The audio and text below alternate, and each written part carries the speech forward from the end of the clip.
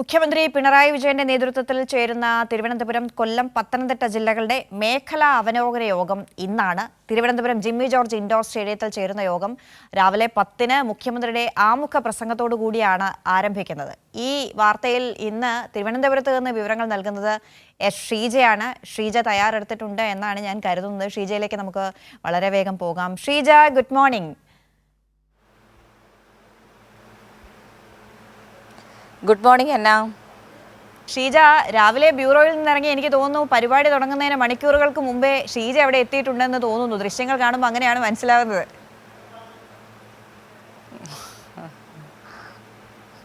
അതെ, നമ്മൾ ഏതായാലും ഇവിടെ രാവിലെ തന്നെ എത്തി.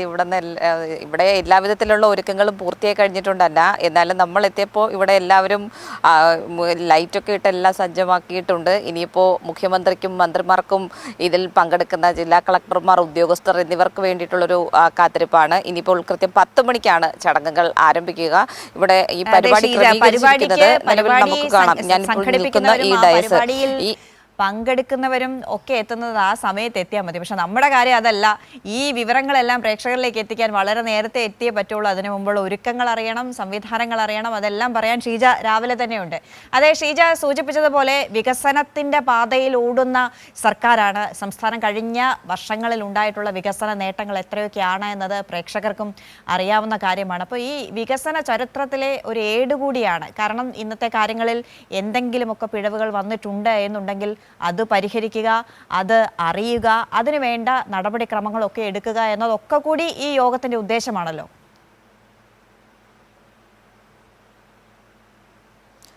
തീർച്ചയായും തന്നെ അതിലൊരു തരത്തിലുള്ള തർക്കവുമില്ല. കാരണം ഈ രണ്ടാം പിണറായി സർക്കാർ അത് 5ാം വർഷത്തിലേക്ക് കടക്കുമ്പോൾ ഏത് രീതിയിലാണ് ഭരണ നേട്ടങ്ങൾ ജനങ്ങൾക്ക് ലഭ്യമായിട്ടുള്ളത് അതുകൂടി ഉറപ്പിച്ചുകൊണ്ടാണ് മുന്നോട്ട് പോകുന്നത് എന്നുള്ള കാര്യമാണ്. അതിനു വേണ്ടിയിട്ടാണ് ഈ മേഖലാ യോഗങ്ങൾ സംസ്ഥാന വ്യാപകമായി സംഘടിപ്പിച്ചിട്ടുണ്ടായിരുന്നത്. ഇന്നിപ്പോൾ ഇവിടെ തിരുവനന്തപുരം ജില്ലയിൽ നടക്കുന്ന മേഖലാ യോഗം എന്ന് പറയുന്നത് തിരുവനന്തപുരം, കൊല്ലം, പത്തനംതിട്ട ജില്ലകളുടെ അവലോകനമാണ് പ്രധാനമായും നടക്കുന്നത്. ഇവിടെ ഞാൻ നിൽക്കുന്ന ഈ വേദിയിലായിരിക്കും മുഖ്യമന്ത്രിയും മന്ത്രിമാരും ഒക്കെ ഇതിന്റെ അവലോകനം നടത്തുന്നതിന് ഉണ്ടാവുക. അതോടൊപ്പം തന്നെ ഈ വലിയ ഒരു ഹാളിൽ 3 ജില്ലാ കളക്ടർമാർക്ക് വേണ്ടിയിട്ട് പ്രത്യേക ഇരിപ്പിടങ്ങൾ ഒക്കെ സജ്ജമാക്കിയിട്ടുണ്ട്. കാരണം 3 ജില്ലകളിൽ നിന്നുള്ള ജില്ലകളുടെയും സാഹചര്യം അതാത് ജില്ലാ കളക്ടർമാരായിരിക്കും ഈ യോഗത്തിൽ വിശദീകരിക്കുക. ഏതെങ്കിലും തരത്തിലുള്ള വികസന പ്രവർത്തനങ്ങൾക്ക് എന്തെങ്കിലും തടസ്സമുണ്ടെങ്കിൽ അത് കൃത്യമായ രീതിയിൽ അതിനുള്ള പരിഹാരം കൂടി മുഖ്യമന്ത്രി നിർദ്ദേശിക്കുന്നതായിരിക്കും.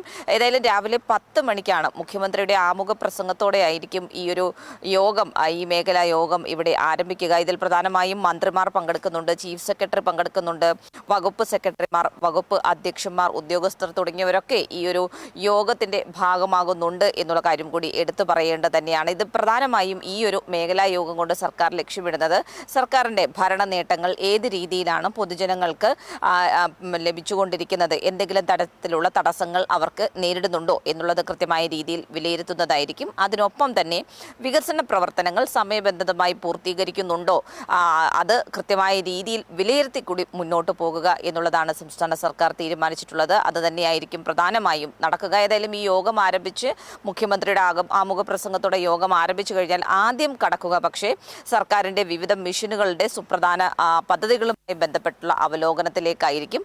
അതിന് ശേഷമായിരിക്കും തുടർന്ന് തിരുവനന്തപുരം, കൊല്ലം, പത്തനംതിട്ട ജില്ലകളുമായി ബന്ധപ്പെട്ടിട്ടുള്ള വിഷയം. കാരണം ഈ 3 ജില്ലകളുടെ മേഖലാ യോഗമാണ് ഇന്നിവിടെ തിരുവനന്തപുരത്ത് നടക്കുന്നത്. അപ്പോൾ ജില്ലാ കളക്ടർമാർ വിഷയം അവതരിപ്പിക്കുന്നതായിരിക്കും. അതിനുള്ള മറുപടിയായി ഏകദേശം ഒരു 12:45 1 മണിയോടുകൂടി മുഖ്യമന്ത്രി തന്നെ ഈ യോഗത്തിൽ ഉപസംഹരിച്ചുകൊണ്ട് സംസാരിക്കുന്നതായിരിക്കും. വേണ്ട നിർദ്ദേശങ്ങൾ അതിനു മുൻപ് തന്നെ മുഖ്യമന്ത്രി യോഗത്തിൽ ബന്ധപ്പെട്ട ഉദ്യോഗസ്ഥർക്കും ജില്ലാ കളക്ടർമാർക്കും ഒക്കെയായി നൽകുന്നതായിരിക്കും. അതിനൊപ്പം തന്നെ പ്രധാനപ്പെട്ടിട്ടുള്ള മറ്റൊരു വിഷയം ക്രമസമാധാനവുമായി ബന്ധപ്പെട്ടുള്ള വിഷയമാണ്. ക്രമസമാധാനവുമായി ബന്ധപ്പെട്ടുള്ള വിഷയം ഉച്ചയ്ക്ക് ശേഷമായിരിക്കും പരിഗണിക്കുക. വൈകുന്നേരം 5 മണി വരെയാണ് നിലവിൽ ഈ ഒരു യോഗം തീരുമാനിച്ചിട്ടുള്ളത്. ഈ മേഖലാ യോഗം ആ രീതിയിലാണ് ക്രമീകരിച്ചിരിക്കുന്നത്. ഏകദേശം 9 മണിയാകുമ്പോഴേക്കും ഇവിടെ മന്ത്രിമാർ ഉൾപ്പെടെയുള്ളവർ എത്തി ഇവിടെ പൂർണ്ണതോതിൽ സജ്ജമാകുന്നതായിരിക്കും. കാരണം തലസ്ഥാനത്തിന്റെ സ്വന്തം മന്ത്രിമാരായിട്ടുള്ള മന്ത്രി വി ശിവൻകുട്ടിയും GR അനിലുമൊക്കെ ആണ് ഇതിന്റെ പ്രധാന സംഘാടകരെന്ന് പറയുന്നത്. അപ്പോൾ അവർ കൂടി രാവിലെ എത്തി ഇവിടുത്തെ അവസാനവട്ട ഒരുക്കങ്ങൾ ഒക്കെ വിലയിരുത്തുന്നതായിരിക്കും. ഏതായാലും ഇവിടെ മേഖലാ യോഗത്തിന് വേണ്ടിയിട്ടുള്ള പൂർണ്ണമായി എല്ലാം സജ്ജമായി കഴിഞ്ഞിരിക്കുകയാണ്. കൃത്യമായ രീതിയിൽ കാര്യങ്ങൾ വിലയിരുത്തി മുന്നോട്ട് കൊണ്ടുപോകുക എന്നുള്ളതാണ് സംസ്ഥാന സർക്കാർ തീരുമാനിച്ചിട്ടുള്ളത്. വെറുതെ ഓരോ വികസന പദ്ധതികൾ പ്രഖ്യാപിക്കുക മാത്രമല്ല, അത് ആ രീതിയിൽ നടപ്പാകുന്നുണ്ടോ എന്നുള്ളത് കൂടി ഉറപ്പാകേണ്ടതുണ്ട്. അതിനൊപ്പം തന്നെ ജനങ്ങൾക്ക് എന്തെങ്കിലും തരത്തിലുള്ള പ്രശ്നങ്ങൾ ഉണ്ടെങ്കിൽ അതുമായി ബന്ധപ്പെട്ടുള്ള കാര്യങ്ങൾ തീർച്ചയായും അത് തന്നെയാണ് ശ്രീജ അതിൽ പറയാനുള്ള കാര്യം. അതായത് വെറുതെ പ്രഖ്യാപനങ്ങൾ നടത്തുക എന്നതല്ല ഉദ്ദേശം. ചെയ്യുന്ന ഓരോ കാര്യങ്ങളും അത് ജനങ്ങളിലേക്ക് എത്തുക, അടിത്തട്ടിലേക്ക് എത്തുക എന്നതാണ് ഏറ്റവും പ്രധാനപ്പെട്ട സംഗതി. അതിന് ഇത്തരം യോഗങ്ങൾ ഗുണം ചെയ്യുന്നത് എത്രയാണ്, എത്ര കണ്ടാണ് എന്ന് പറഞ്ഞറിയിക്കാൻ കഴിയാത്ത വിധം ഉണ്ട് എന്ന് തന്നെ വേണം പറയാൻ. കാരണം മുഖ്യമന്ത്രി നേരിട്ട് ഒരു യോഗത്തിൽ പങ്കെടുത്ത് എന്തൊക്കെ കാര്യങ്ങൾ ചെയ്യാനുണ്ട്, ഇനി എന്തൊക്കെ ചെയ്യാനുണ്ട്, എന്തൊക്കെ ചെയ്തിട്ടുണ്ട്, ആ ചെയ്തതിൽ എന്തെങ്കിലും പോരായ്മകൾ ഉണ്ടെങ്കിൽ അത് പരിഹരിക്കുക, അതിന് അടിയന്തരമായ നടപടികൾ എടുക്കുക എന്നതൊക്കെ വലിയ ശ്രദ്ധയോടുകൂടി ചെയ്യുന്ന കാര്യങ്ങളുമാണ്.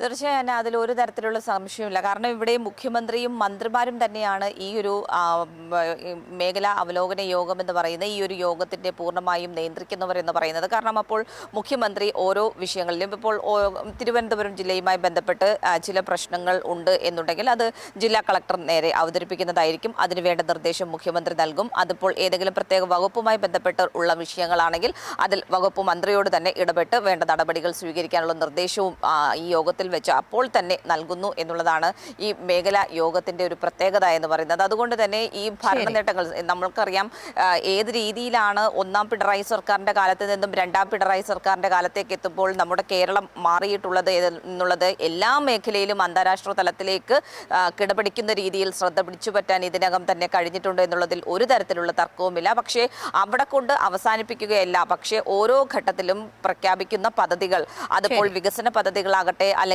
ജനക്ഷേമ പ്രവർത്തനങ്ങളാകട്ടെ, ഓരോ വിഷയങ്ങളിലും ആ രീതിയിൽ തന്നെ കാര്യങ്ങൾ നടപ്പാകുന്നുണ്ട് എന്ന് ഉറപ്പാക്കുക. അത് തന്നെയാണ് ഈ ഒരു മേഖലാ അവലോകന യോഗങ്ങളുടെ പ്രധാന ലക്ഷ്യം. അന്ന.